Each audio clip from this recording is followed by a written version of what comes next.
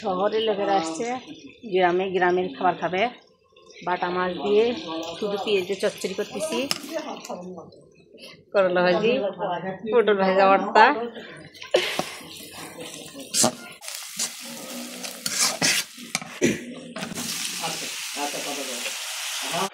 এটা আমার হয়ে গেছে। এখানে আমার করলা ভাজি হচ্ছে, এটাও হয়ে গেছে।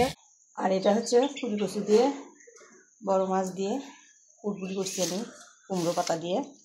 এইগুলো হচ্ছে শহরের লোকেরা খাবে, আর অন্য কিছু খাবে না, বলতেছে মাছ মাংস কিছু খাবো না, এইগুলো খাবো। আর সঙ্গে ডাল, পাতলা ডাল, আর গরুর মাংস তো এগুলো আছে, থাক সমস্যা নাই।